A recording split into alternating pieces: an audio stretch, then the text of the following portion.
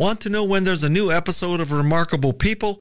Simply text 831-609-0628 if you live in the U.S. or Canada. Don't miss upcoming shows. Take a moment to follow Remarkable People in your app or podcast player.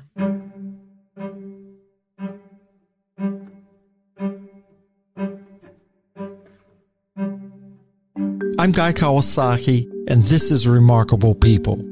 We're on a mission to help you be remarkable. Assisting me in this episode is the remarkable Gretchen Carlson. Gretchen became a voice for the voiceless after she went public with sexual harassment claims against then Fox News chairman and CEO Roger Ailes. This courageous act accelerated the Me Too movement and led her to become the co-founder of Lift Our Voices. This nonprofit organization is fighting to eradicate forced arbitration clauses and non-disclosure agreements. Gretchen was one of America's most successful journalists. She led coverage of historic events including the World Trade Center bombing and the 9/11 terrorist attacks. Gretchen has written 2 books. First, Be Fierce, Stop Harassment and Take Your Power Back. Second, Getting Real. She also made an investigative video series called Breaking the Silence. Her story has been told in the movie Bombshell and the Showtime miniseries The Loudest Voice. I'm Guy Kawasaki. This is Remarkable People. And now, here's the remarkably fierce Gretchen Carlson.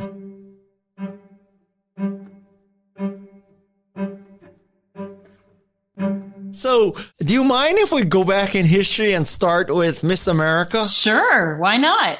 I'm a podcast guest as opposed to host a lot of times, and people always want to start by talking about the Macintosh division, and I am so sick about talking about the Macintosh division, probably the way you feel about Miss America. So. Yeah, it was a long time ago. I don't have a problem talking about it because it was something I never expected to do, and my life is really emblematic of that, actually. Like I've gone in so many different mysterious ways. So it's not like I was a pageant person my whole life and then this was my dream to be Miss America. I happened upon it 100% because I played the violin as a kid and I played it really, really well. And then I quit. And my parents were devastated and they found out that in the Miss America system, half of your points are based on talent. And it was really a way for my mom to get me to play the violin again, to be honest with you. She called me up when I was studying at Oxford on a program through Stanford University. And she said, I found something for you to do this summer. And I said, no. I already have plans. I'm staying at Oxford. I'm doing this business program. She's like, no, I got a brochure in the mail on the Miss America system. You're going to enter your first local pageant. And my mom has been an incredibly persuasive person in my life and the driving force behind much of what I have done. And she somehow convinced me. I was like, Mom, I am from Minnesota. That is not a pageant state. I am short. Have you ever noticed? Number 3, I play classical violin. It has never won Miss America. And she was like, I don't care. You play violin and you're smart and I think you can do this. So that's really why I entered. And then let me just also say that all of the money that you win in the system is scholarship money. So I paid for my whole last year of Stanford from winning Miss America. And my parents were really psyched about that. It was a wonderful experience. It was not something that I planned on doing, but it certainly taught me so many communication skills. And I had to give speeches every single day, many times without notes. And it actually got me into television, because it was something that I was doing on a daily basis. I was doing so many interviews and it rekindled this interest I had as a kid that, maybe I'll do TV if I don't do music. So it was a good experience, but something I never planned on. Gretchen Carlson, in the first 60 seconds, you can say Stanford, Oxford, and Miss America. How many people can say that? Any one of those 3 is enough. You got all 3. Yeah, you know what? I've been very fortunate in my life, but I'm just a small town girl from a tiny town in Minnesota. And I think the most important thing about my life is that I've always tried to live it very authentically. And the biggest compliment somebody can give to me is, oh my gosh, you haven't changed at all from the little girl that we knew in Anoka, Minnesota. And so, I have been afforded many wonderful opportunities in my life. But one of the mantras in the way in which I was raised, and I hearken back to Minnesota and the great values I got there, is that my parents always told me I could be anything I wanted to be. But they always said, you're going to have to work your tail off. This is not going to come easy. And so it really instilled in me from a young age this discipline and the idea of hard work and then building self-confidence when you feel better about yourself because you achieve something. And it's really how I've chosen to live the rest of my life. Fantastic. I don't want you to think that I'm obsessed with Miss America, but I'm just curious. So what does it take, or what did it take to win a Miss America contest? Well, first of all, I always say luck, because you are being subjectively judged by other human beings, right? It's not like running a race in the Olympics where you win because you have the best time, right? And that's how I had been schooled, sort of, with violin, but it was also subjective. I would say that it would be more precise to say that being a good student in school was more like running a race, right? Where you either get 99 out of 100 or you don't. But Miss America is very subjective. And so I think that for me, having this violin talent that I had honed my whole life since I was 6 years old, this was going to be my career. So it's not like I had just picked up the violin the day before and decided, hey, I think I'll try and play this. So I did have that going into it. I did a tremendous amount of preparation. I really approached it like I did a violin competition. So for the interview process, I studied every possible magazine and newspaper I could get my hands on. And I really studied it from afar because I hadn't participated in pageants. So I looked at a lot of videotape and really analyzed how people held themselves on stage and how they answered questions. And I sought a lot of advice from people who knew a lot more than I did.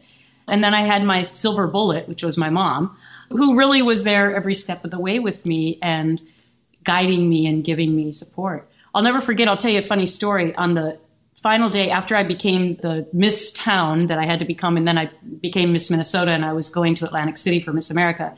And back when I was competing, which was the late 80s, there was this crazy guy that used to pick his top 10, and he based it on absolutely nothing substantive. He based it on how tall you were, what state you were from, what color your eyes were, and probably how much you weighed. I mean, this is how archaic it was. And so, of course, I did not make his top 10. Why would I? And I was so upset by this still. And my mom came to the hotel room really early on the final day of competition. And she shook me. She put her hands on my shoulders and she shook me and she said, "Forget him." She said, "I believe in you and I know what you have. And this is what they're looking for." And I can still feel her shaking me and telling me that. And sure enough, it all worked out. But soon after that, they got rid of that guy making those predictions, by the way. So has the pageant made a transition from appearance to achievement and from femininity to fierceness? Yeah. Is that transition I like complete? That. Yes. You know, I don't know if you know this, but maybe 4 or 5 years ago, I was recruited to come back to serve in a volunteer capacity as the chair of the Miss America board. And quite honestly, it was absolutely not something I wanted to do. I was just coming off of my lawsuit at Fox News, and I was very much embedded in doing advocacy work to make workplaces safer. But, you know, I have trouble saying no, so I took on the responsibility. And as a board, we decided to make Miss America fit into the times in which we live in now better, we thought. And so we eliminated the swimsuit category because we believed that women who were showcasing their smarts and their talent and were winning scholarship dollars shouldn't be parading around on stage in a bikini and 4-inch heels in order to win that. I mean, we just didn't see the connection to that. And what people don't understand is that the women who are competing in this system are some of the most dynamic, brilliant, talented women around. And we didn't want to continue to give out that stereotypical impression that you had to put on a bikini in order to win that. So we were really proud of that decision. There was a loud group of, I would say, mostly inside pageant people that were really, really upset with us. And they made themselves very well known. It wasn't a fun time for me. But I believe in my heart that Miss America has always changed as women in our society have evolved and changed. And it was time to make those changes as we were approaching the 100-year anniversary. Here's the last question about this. So hypothetically, would you want your niece, if you have a niece, to enter it?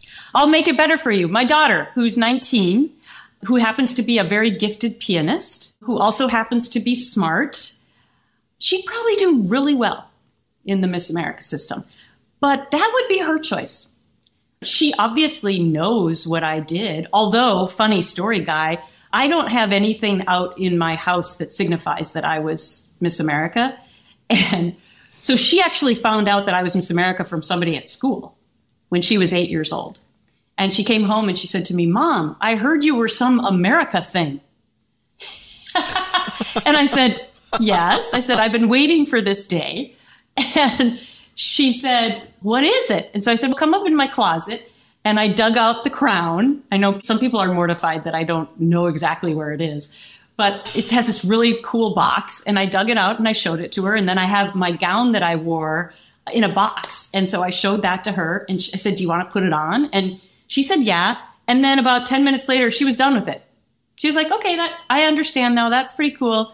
And I said, "Well, that's why you continue practicing your piano and doing really well in school." And that was that. I wouldn't tell her or encourage her to do it. That would be her decision. And thus far, she's a STEM student and thinking about pre-med, so I don't think it's on her radar screen. But if she wanted to do it, I would wholeheartedly support her.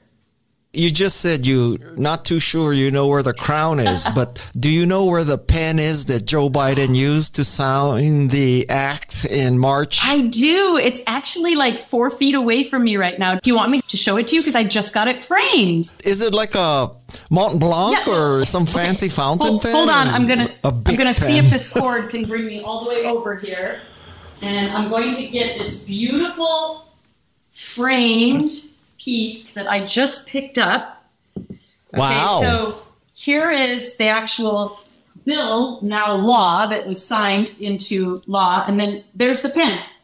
And then here are photos from that day of me standing next to the president and lots of other survivors and members of Congress. So That's yes, great. I definitely know where the pen is. And I'm going to have to put that up in my office very soon. But I actually just picked it up from the framer.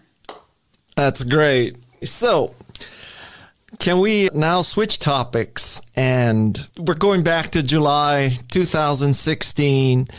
And this is so people know the Me Too movement had started, maybe a decade before, but it certainly had not yet gone viral. And arguably, your decision was a big factor in making it go viral.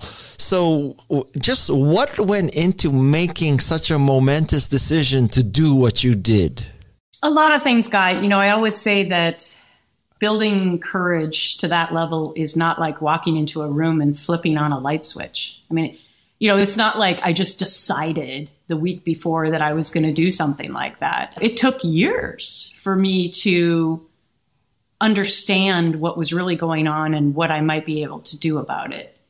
And really, a couple things pushed me over the edge. First of all, getting my family support. I mentioned I grew up in a small town in Minnesota. There's this thing called Minnesota Nice, and it's actually true. Everyone's incredibly nice, and people don't sue each other as much in Minnesota. You know, it's just, you're friendly to everyone. And so my parents had a really hard time getting on board with the idea that their daughter was going to sue somebody really powerful and well-known. But I'll never forget the conversation when they finally called me about 6 months before, and we were all very emotional on the phone. And they said, "We're with you. We understand why you have to do what you have to do." And then, of course, the support of my husband and my 2 children who were in middle school at the time, they were my paramount concern. But what really pushed me over the edge was that I got fired.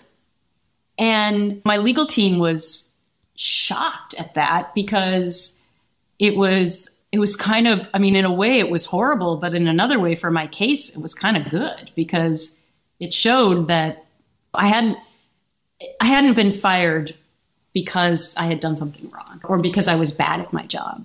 So that's really what pushed me over the edge. And I finally decided in my heart that a career that I had killed myself for over 30 plus years was being taken away from me, and it wasn't my choice. And if I didn't jump off the cliff to help other women, who was going to do it? And I jumped. And as you said, the Me Too phrase had been invented years before, but my case was a full 15 months before the Harvey Weinstein revelations and the real explosion of the Me Too movement. And so I really did feel 100% alone. But it was just a huge, biggest decision of my life. And I have absolutely no regrets about what I did. None.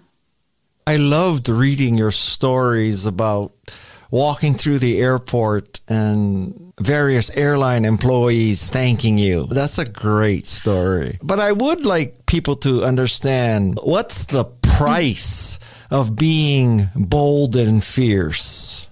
What happens when you do something like that?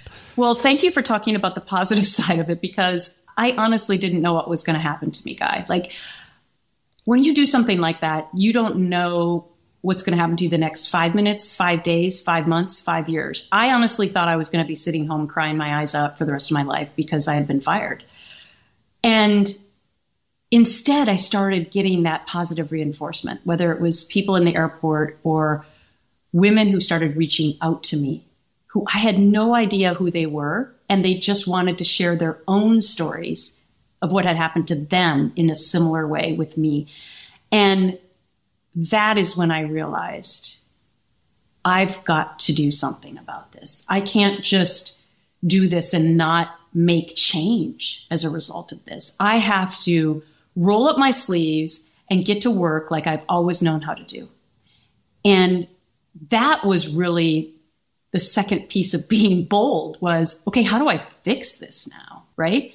We've made this problem apparent because my case got so much attention, but now how do we fix it? And being bold in that way is almost as difficult, because trying to change the old school ways that we look at this issue of harassment and assault of women in our country, we're so ingrained to have disrespect for women and to silence them. And so changing those systems and changing culture is almost impossible. But I've made great headway. Can you possibly explain how a Roger Ailes or a Harvey Weinstein or a Jeffrey Epstein become what they become? Like, how did they get to that point? Well, I'm not a psychiatrist, but I would say that in my experience, it's all about power. It's all about a person needing to fulfill something missing in their own life to make them have power over somebody else and make themselves feel better as a result of that. And I often say that so much attention in sexual harassment cases is given to the titillating details of what he might have said to me or what he might have tried to do to me. But the reality is it's all about power. It's all about, how can I control this person? And oftentimes people say, well, strong businesswomen don't let this happen to them. That's BS, okay? I'm one of the strongest people that I know, and I had risen to the top of my profession. But hypothetically, because I have an NDA, so I can't really tell you all the details, but let's just say, hypothetically, strong women, their boss still has a tremendous amount of power over them because they know that you want to continue to rise up and be the best you can be, right? And so they can withhold that from you if you don't do certain things. So it has nothing to do with not being a strong woman. It has everything to do with, in the workplace environment, you're probably always going to have somebody who's over you and is holding the purse strings to what you want in life. And in that case, no matter how successful you are, you can be a victim of that. And hypothetically, that's what happened to me. Well, have you wrapped your head around the fact that something as heinous as the Access Hollywood tapes still don't render a candidate unelectable? I mean, how can that be true? Yeah, I get that. After that happened, I got asked that question every single day when I would be out on the speaking circuit or doing interviews. And the only way that I can answer that is that we have seen progress in the workplace where people are accused of things and then they have now been fired, right? And so one would say that that is what's just. In the political realm, the American people elect the people that they want to serve them. And there really is no way to fire those people unless they're impeached or you just don't elect them again. And so that is the only way that I can explain that. I don't want to go down the political rabbit hole here, but I think that tape will forever be emblematic of the day that politics changed. And the day that what we used to deem as an absolute evisceration of a political candidate, that they would never be able to survive something like that. I think that tape is going to go down in history as proof that in this era we live in now, that some of the things we thought would make you unelectable don't matter anymore. And that is crazy. It's crazy that we're even at this point. And I know for a long time we were wondering, well, is it just the Trump factor? But I think we'll see as we move forward with future elections whether or not other candidates can also have what used to be just deal breakers, right? It'll be interesting to see if that phenomenon moves on now to other candidates. But that's really the only way that I can answer that, is that the people make decisions of who they want to elect. And the only way that you can get them out of office is to not elect them again. I don't know if Gary Hart is alive, but he must be shaking his head at that. Oh, yeah. Right? I mean, I think he is alive, actually. I think so. As a member of the media, I remember that he actually, though, kind of wished that upon himself because he actually invited the media to come out when there were rumors about it. He was like, oh, you should just follow me around because I'm not doing anything wrong. And then they did and found out what there was to find out. But you're right. There are tons of politicians who never became politicians potentially because they had skeletons in their closet. And it'll be interesting to see how that progresses. Although I would just also make sure to say that there are different kinds of skeletons. I think somebody who treats women with utter disrespect and has been accused of assaulting them is a completely different skeleton in the closet than somebody who was separated from in their marriage and had a one-night stand. I mean, I don't know. I just feel like there are so many different qualifications of what would make you not electable or still make you electable. But I would draw the line at actual criminal behavior.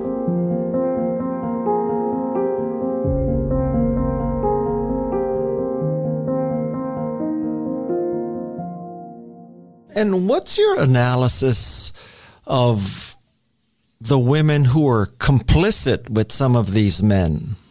Yeah, I think women sometimes walk or straddle a fence and walk a fine line, especially in the workplace. Women, if they have risen up to higher levels, I think they're conflicted because they want to be in the boys' club, but they also want to raise women up who are underneath them. And it can put them in a very difficult situation.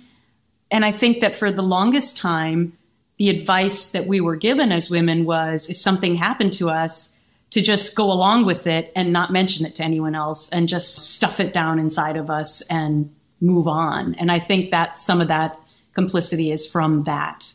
Now we're talking about, let's not do that anymore. Let's speak up and speak out, because we have realized that the only way we fix this is to talk openly about it. And so I think, and I hope, that more and more women will be honest about things that have happened to them and will speak up. But it's still problematic when you do. When women call me and say, what should I do? I say, it's always a personal decision if you want to put your life on the line and make your story public, because we have made strides, but you're still probably going to face negative consequences when you come forward and tell your story.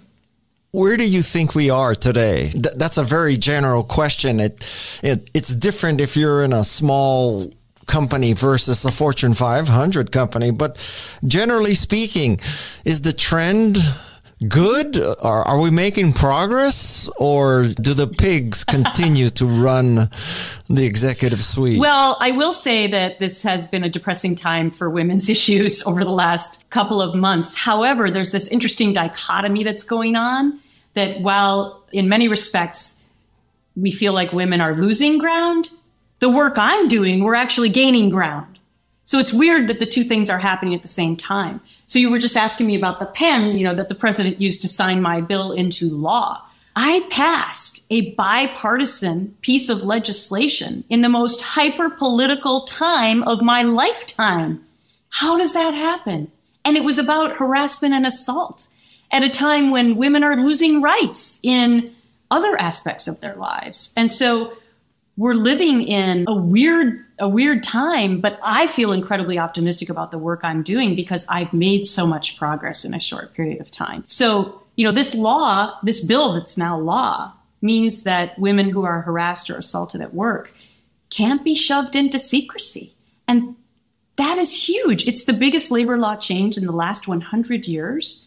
It is my greatest life achievement other than my 2 children. And it's bigger than any president I've ever interviewed or any other interview I had in my television career. This is actually affecting millions of people that I will never meet, but it's affecting them in a good way. And I'm far from done. There's a lot of great things happening, and we have made immense progress in the Me Too movement in a very short period of time. And as you know better than anyone, making cultural shifts takes decades. But we have made massive shift in a short period of time. And at my nonprofit, Lift Our Voices, we continue to do the work every single day. I have another new bill now on the Hill called the Speak Out Act. This time it's about getting rid of NDAs for harassment and assault. It just passed the Senate a couple of weeks ago, and now it moves on to the House. And when this passes, then I will have passed 2 bipartisan pieces of legislation in a matter of 7 or 8 months. It's huge progress. If we could back up for a second, maybe you can explain to people who are not familiar what exactly this forced arbitration and NDAs, what were their effects such that you wanted them to be controlled or reversed? Exactly. Great question. So let me start with, most people have no idea that they have both of these things in their workplace contracts. They sign them on the very first day when they're doing all their paperwork, and they have no clue what either of those clauses mean if something ends up happening to them at work that's bad. But I'm here to tell you that it's not good news. Because if you have signed these in your workplace contract, you're basically walking around with a muzzle on from your very first day. So companies have gotten very smart in trying to hide their dirty laundry by putting these clauses in your contracts so that you don't have a voice. So the 2 things that I'm fighting against are forced arbitration clauses and non-disclosure agreements. Forced arbitration is something that was invented to unclog the court system. It was like for small business disputes. So if my neighbor knocked my fence over and it was going to cost them $300 to pay me back, but they didn't want to pay me, why go to the court system and clog the court system to argue about that? Let's go to arbitration, where we can settle this in a easier, cheaper venue. The problem is companies started using arbitration to settle human rights violations at work. It was never intended to figure out harassment cases, discrimination cases, disability cases, but that's how it's been used over the last 40 years. And the problem with it is that it's a secret chamber. So if you have an arbitration clause in your contract, like I did in my last contract at Fox, my lawyers actually said to me, you don't have a case because you're going to arbitration and nobody's ever going to know what happened to you because it's a secret process. And a minuscule percentage of people like me win in arbitration because the arbitrators come back for repeat business with the company because they have a ton of cases, right? But you only have one shot at it with your one complaint. And so if you have signed this forced arbitration clause and 10 years later you're discriminated against and you want to bring a claim, you go to HR thinking you're doing the right thing, and they go, oh, well, you signed a forced arbitration clause on your first day of work. So you're going to arbitration and nobody's ever going to know about this. Why is that a good process for people who simply have the courage to come forward? And what it does, Guy, is that it perpetuates this vicious cycle of horrible things happening in the workplace because nobody ever knows about it. And it protects the perpetrator because, again, it's secret, so they get to keep working. And so this vicious cycle continues and continues through secrecy. So my bill takes that away for harassment and assault.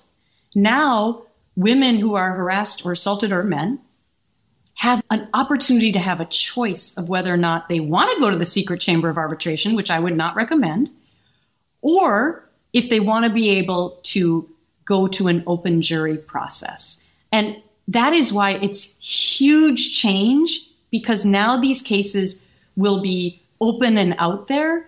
And it actually has a dual effect, because if a perpetrator knows now that you have a voice, maybe they won't do the behavior to you, right?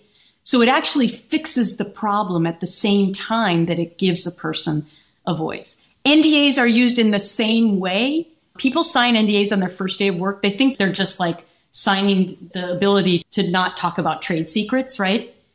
And instead, they're signing away their whole ability to say anything about anything that happens to them at work. And after, so many people have come to me and said, I just want my voice back. And I say, I know, I'm so sorry that you signed that on your first day without even really understanding it. And you will never own your own voice. So that's why I'm also trying to get rid of NDAs. Could there be an unintended consequence of your work vis-a-vis NDAs in the sense that now companies won't pay because they're not going to get the silence, so you will hurt because the companies don't have that same motivation to pay? Well, thank you for asking that question. At my nonprofit, Lift Our Voices, this is the first research question that we want to answer.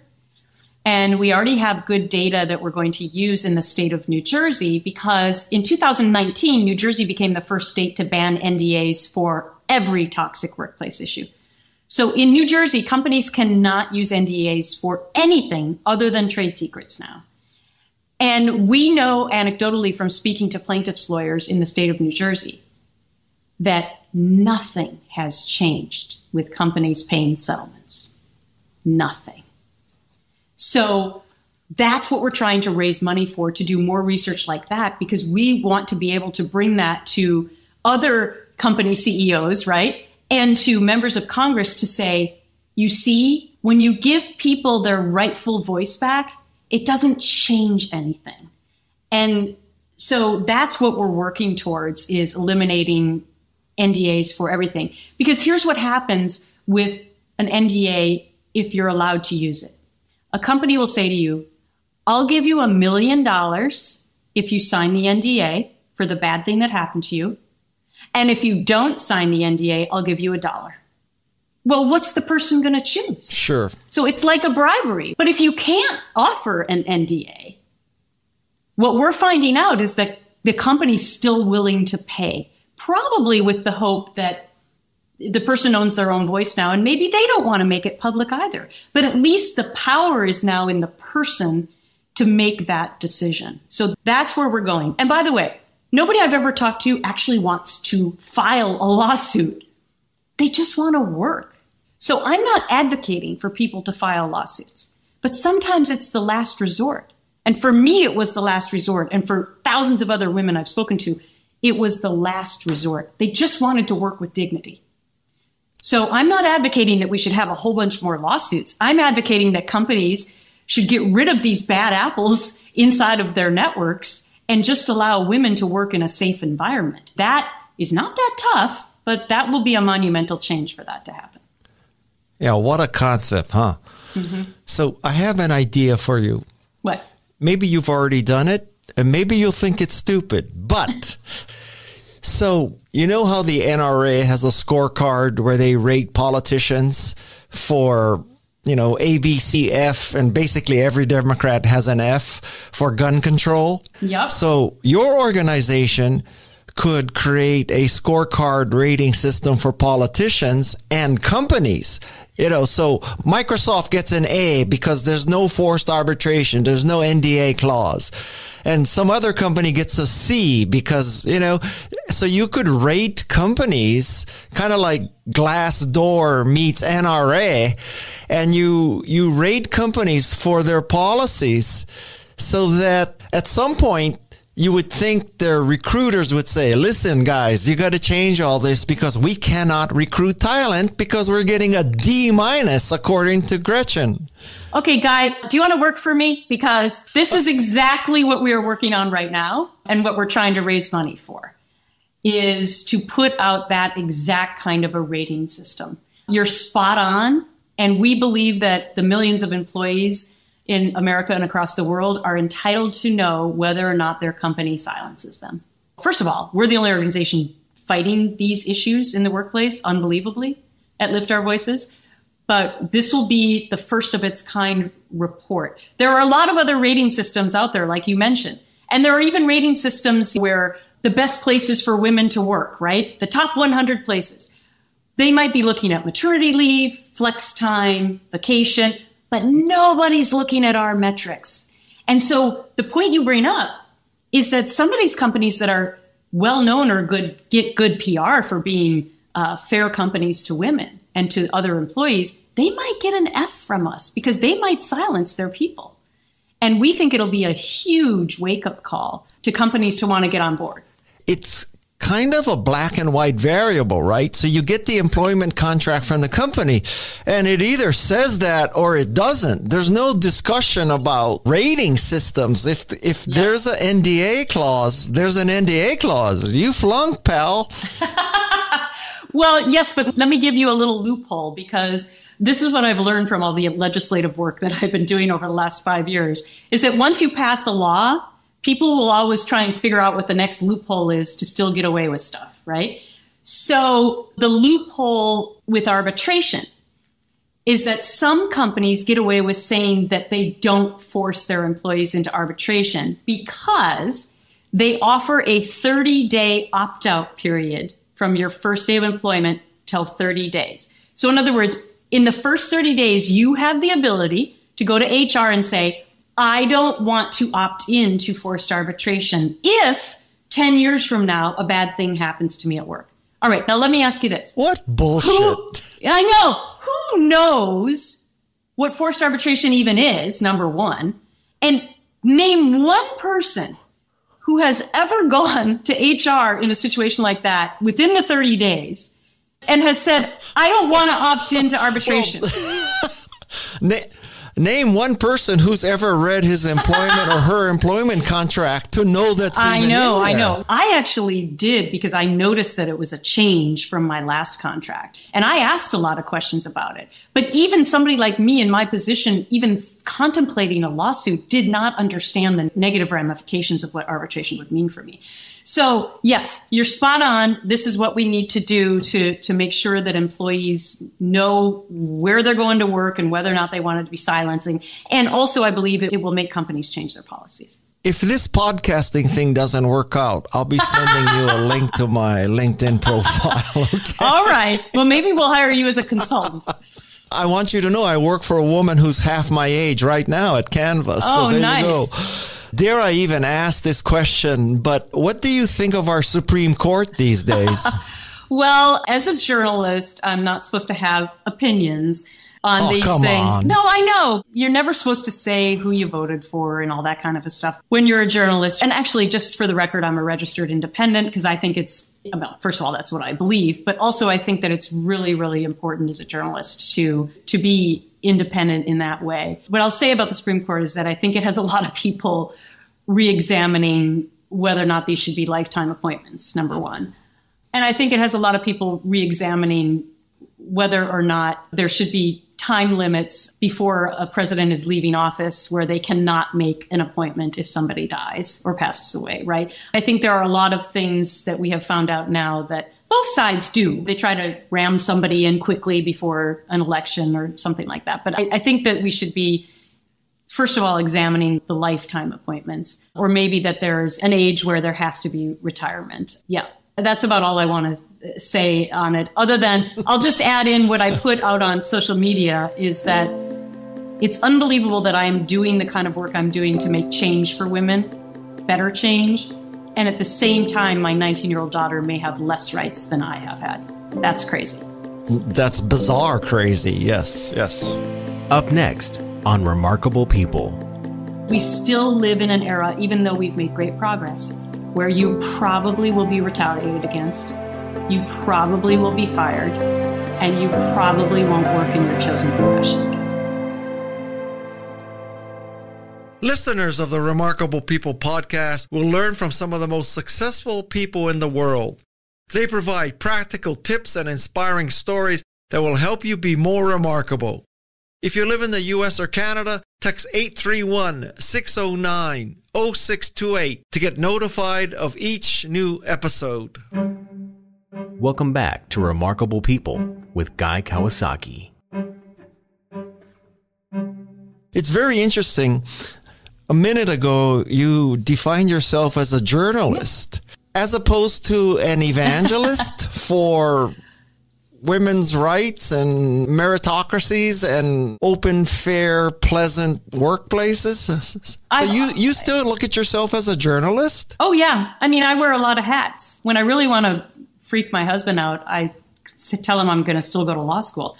But no, look, I was a journalist on a daily show, right, for 30 plus years. Since my lawsuit at Fox, I've done a lot of different journalism projects. I did a podcast. I did some documentaries for A&E. I worked for People Magazine Television. I'm actually about to announce another television deal relatively soon. So yes, I'm still dipping my toes in the career that I am skilled at. But yes, I'm very much an advocate as well. I now run a nonprofit, Lift Our Voices, and I am an advocate for women's rights and any other disenfranchised group in the workplace to be treated fairly.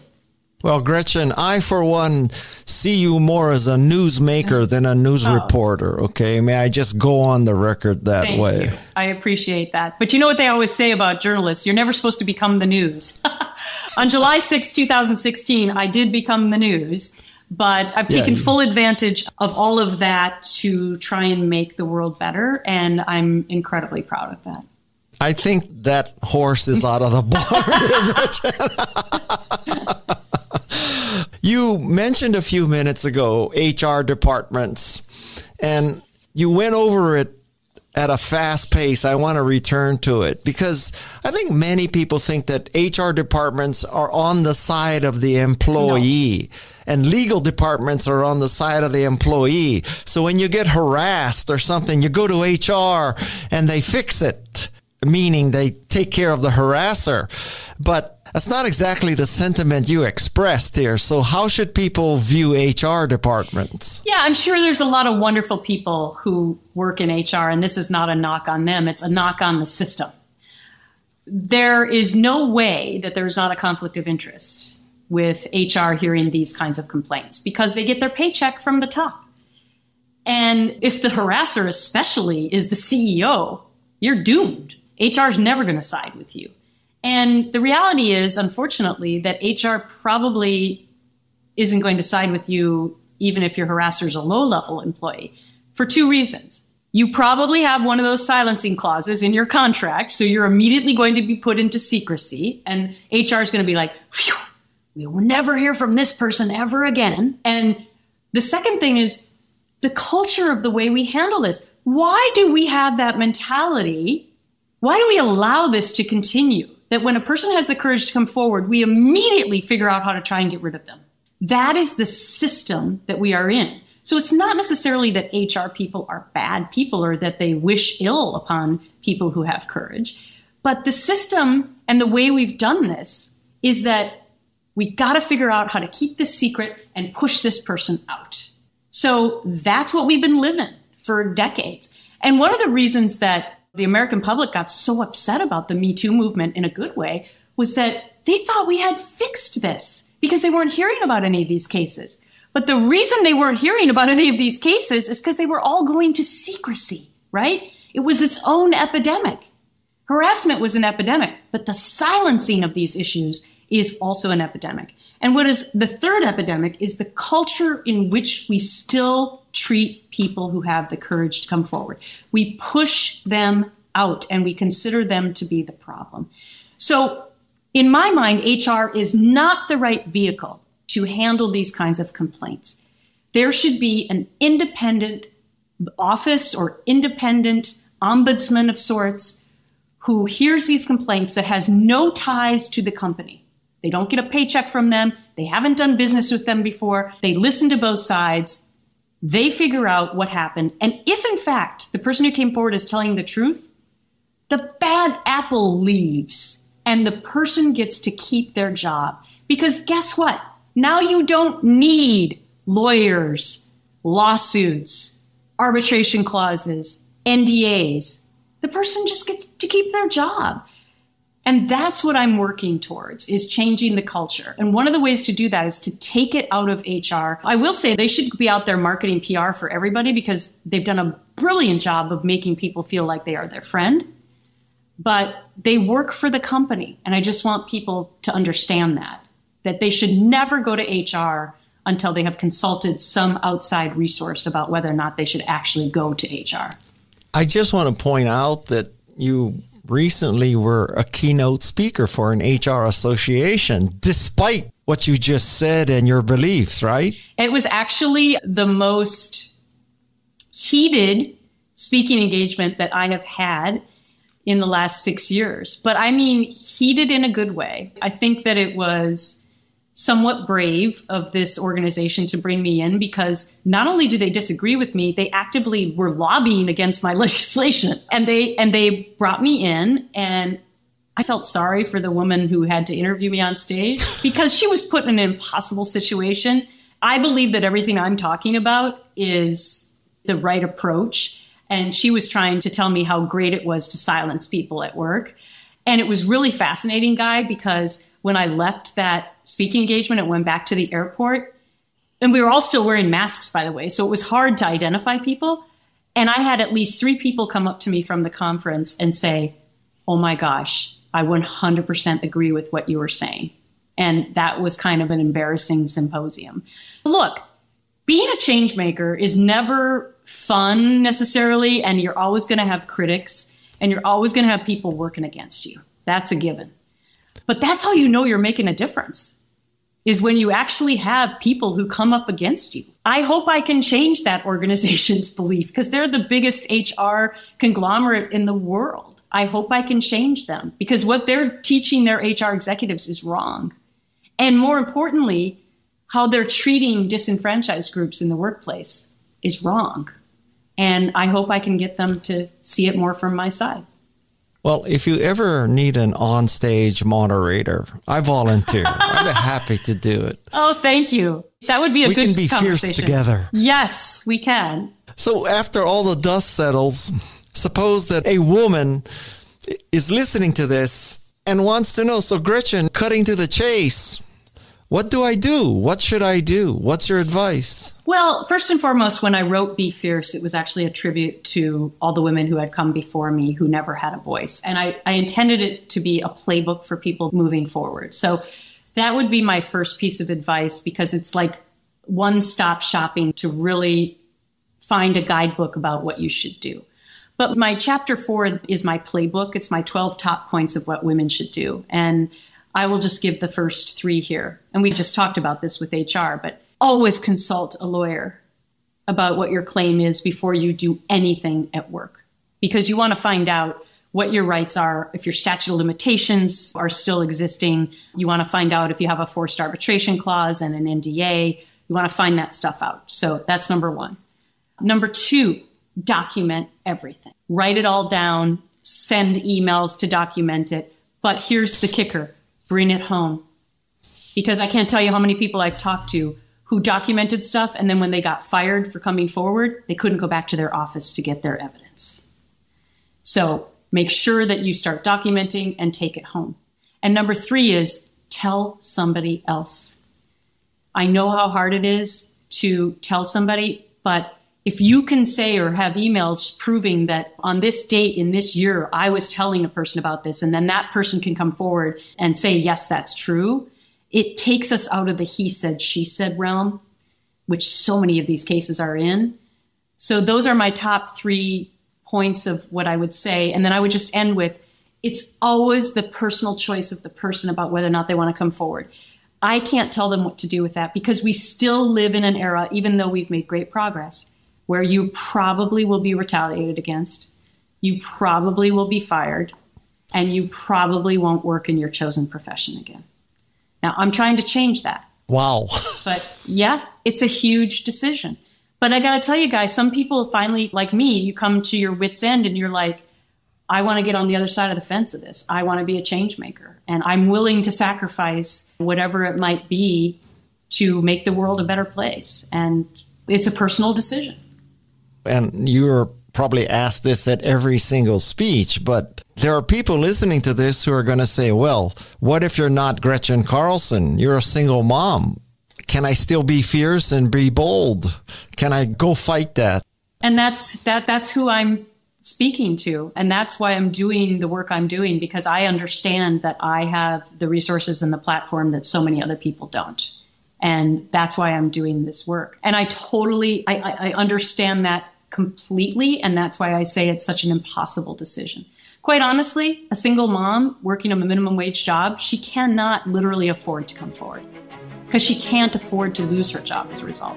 And that's why I'm fighting so hard to change the system so that she doesn't have to face that anymore, that she doesn't have to face the negative consequences. That's why I'm doing all of this work. And so it really comes full circle about, this is not about Gretchen Carlson. This is about the millions of people that I will never meet who I am trying to help because they don't have any other recourse. And that's why I'm using whatever power I have and resources to make change.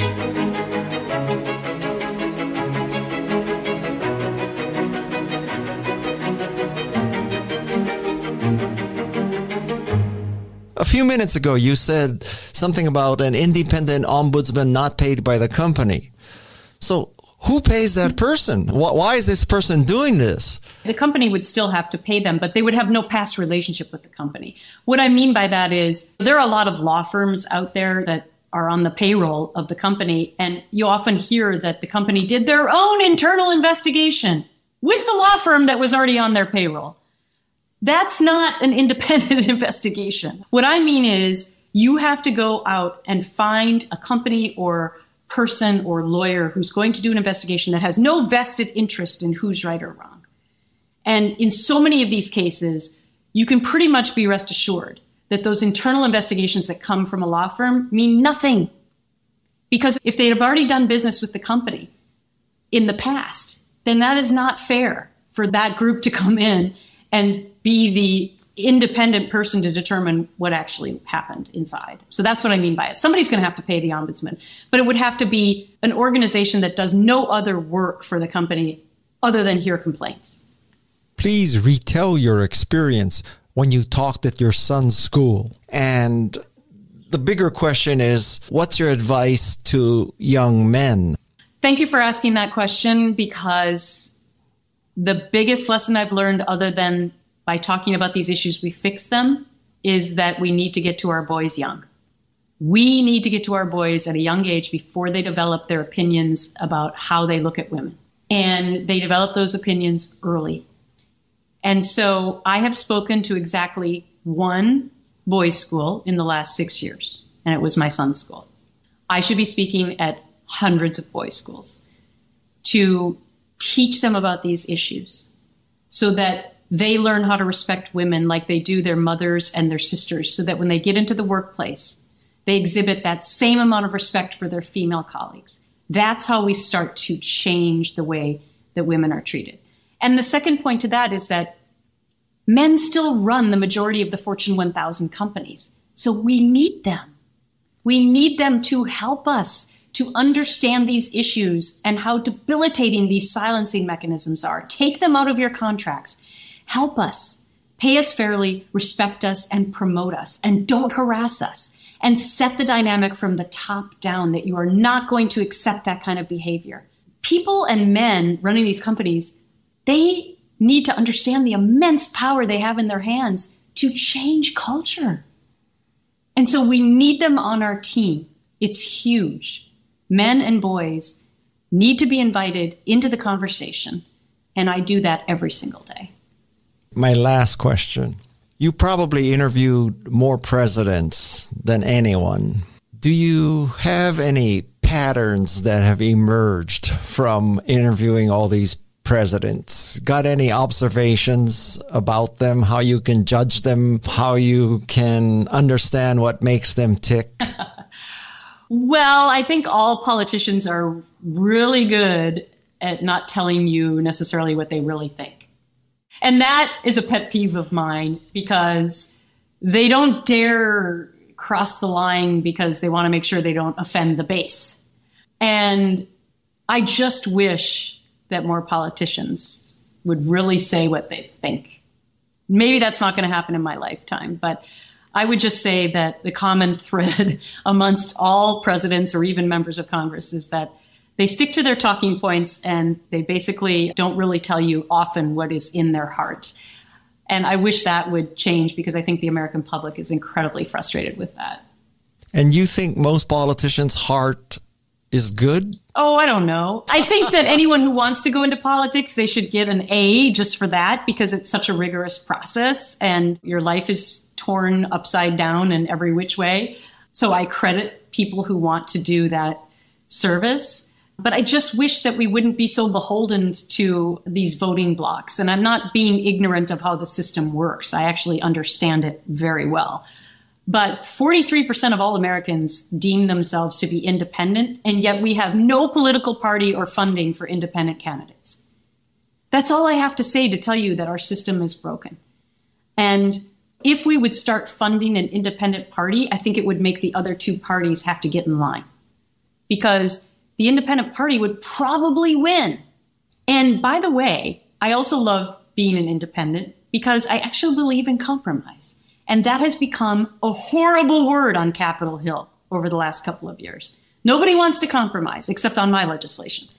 And it's only through compromise that you understand as a business person that you actually sometimes get most of your stuff done. So compromise is key in politics, and that has just been completely lost. So call me up when we want to fund an independent party and I'll run. For president? Yeah, why not? Why not, indeed? Why not? Maybe you're overqualified. Well, thank you for that. But I always say never about any goal in life because my life is certainly emblematic of moving in mysterious ways and doing things that I never expected to do. So who knows? Well, I'll vote for you. Thank you. Thank you, Guy. All right, Gretchen Carlson, this has truly been a remarkable hour. I appreciate you taking the time to do this. And far beyond that, I appreciate the courage that you've shown to address this issue in the way you have. You are truly fierce and bold. Well, I really appreciate it. Thank you for giving me the platform to explain what I'm up to and trying to make the world safer for everyone. I hope that the organization that you work for doesn't force you to sign a non-disclosure agreement or a forced arbitration clause. If it doesn't, it may be because of the work of the remarkable Gretchen Carlson, truly a fierce warrior for women's rights. I'm Guy Kawasaki. This is Remarkable People. We're on a mission to help you be remarkable. The first person that I want to thank is the remarkable Fran Hauser. She introduced me to Gretchen. No Fran, no episode. Thank you, Fran.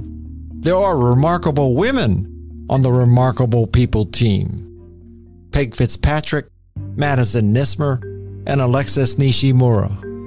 There are remarkable men on the Remarkable People team. Jeff C., Shannon Hernandez, and Luis Magana. Thank you, Remarkable team.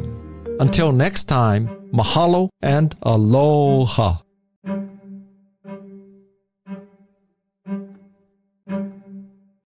Thank you to all our regular podcast listeners. It's our pleasure and honor to make the show for you. If you find our show valuable, please do us a favor and subscribe, rate, and review it. Even better, Forward it to a friend. A big mahalo to you for doing this. This is Remarkable People.